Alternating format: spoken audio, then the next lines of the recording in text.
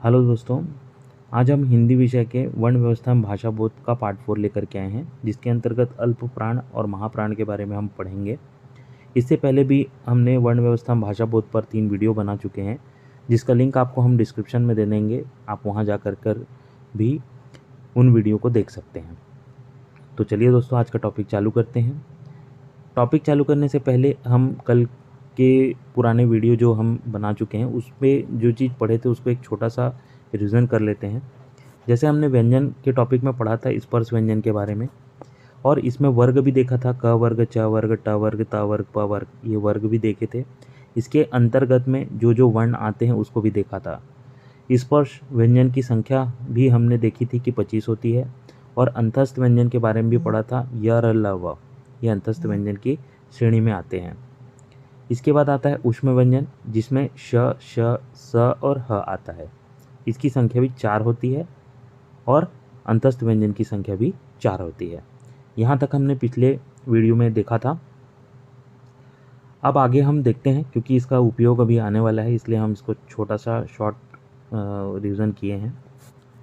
तो अब हम देखते हैं श्वास वायु की मात्रा के आधार पर व्यंजन को दो प्रकार से बांटा गया है। पहला तो है अल्प प्राण, दूसरा है महाप्राण। तो पहले हम अल्प प्राण को देख लेते हैं।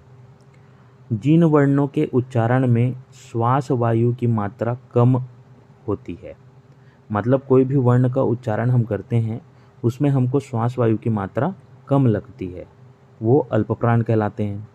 दूसरे शब्दों में ये समझ सकते हैं, जिन ध्वनियों के उच्चारण में हकार की ध्वनि नहीं सुनाई पड़ती उसको क्या बोलते हैं? अल्प प्राण कहते हैं।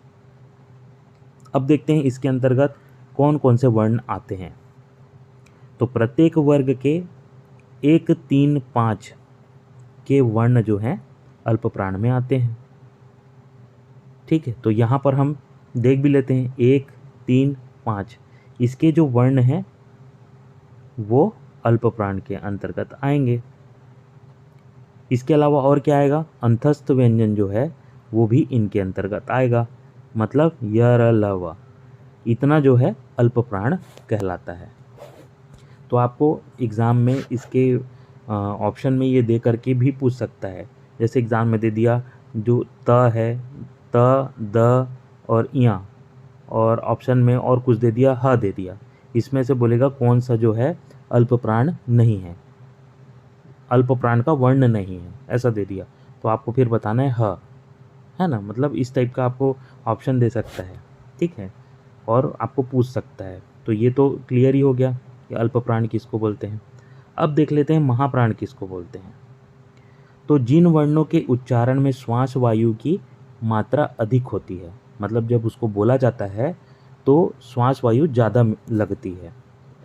दूसरे शब्दों में देख सकते हैं, जिन ध्वनियों के उच्चारण में हकार की ध्वनि सुनाई पड़ती है उसको हम लोग क्या बोलते हैं? महाप्राण बोलते हैं। अब ये देख लेते हैं इसके अंतर्गत कौन कौन से वर्ण आते हैं। तो प्रत्येक वर्ग के 2 और 4 के जितने भी वर्ण हैं वो इसके अंतर्गत आते हैं।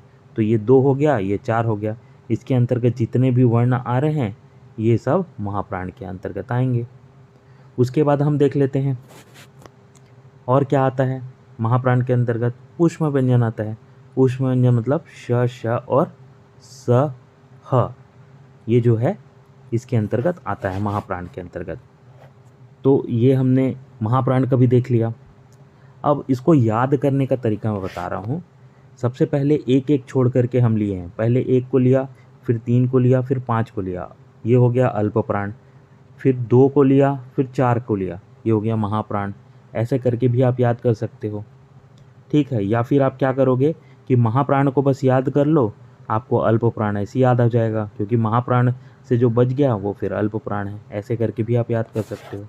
तो ये तो था अल्प प्राण और महाप्राण। अब एक टॉपिक जो एक इम्पॉर्टेंट टॉपिक है जो कि कल के वीडियो में बच गया था, उसको भी हम कंप्लीट कर लेते हैं। पंचमाक्षर और अनुस्वार। ये अनुस्वार तो हम देख ही चुके हैं, पंचमाक्षर किसको बोलते हैं इसको भी देख लेते हैं। तो हिंदी के अनुनासिक जो वर्णों की संख्या होती है वो होती है 5। अब ये अनुनासिक वर्ण कौन कौन से होते हैं?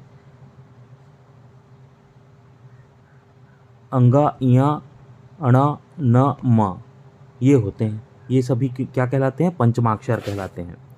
अब अगर आपको इसको याद करने के लिए कहा जाए तो मेरे को पता है आपको थोड़ा सा याद करने में कठिनाई होगी, या फिर याद भी हो जाए तो कुछ दिन बाद आप भूल भी सकते हैं।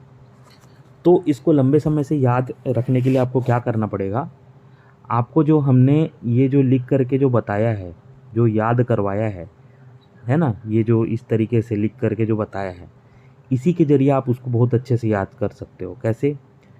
ये जो आखिरी का जो वर्ण है यही पंचमाक्षर है, आप देख लो, है ना यही चीज़। तो यहाँ से आप एक बार देखने से आपको पूरा याद हो गया। आप लिख करके भी इसको जांच सकते हैं कि हाँ ये सही है कि नहीं। तो ये आपके लिए एक छोटा सा ट्रिक भी है, ठीक है। इसके बाद में हम आगे बढ़ते हैं। संस्कृत के नियमानुसार शब्दों का अंतिम अक्षर जिस वर्ग का हो उसके पहले उसी वर्ग का पंचमाक्षर प्रयुक्त होता है। अब ये क्या कहना चाह रहा है? जैसे संस्कृत का कोई भी वर्ड होता है ना, तो उसमें क्या होता है, उसके अक्षर जो आप लिए हो उसका अंतिम जो वर्ण है वो जिस वर्ग का होगा उसका पंचमाक्षर उसी वर्ग का होना चाहिए, ये बोल रहा है।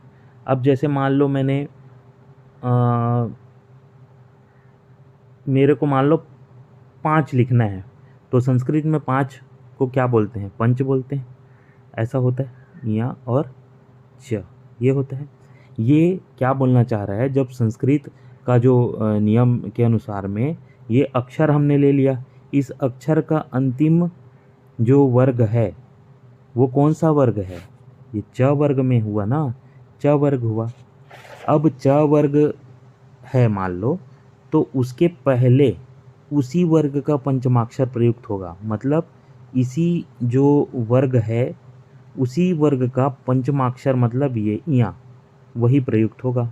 यही प्रयुक्त हो रहा है ना, यही प्रयुक्त हो रहा है।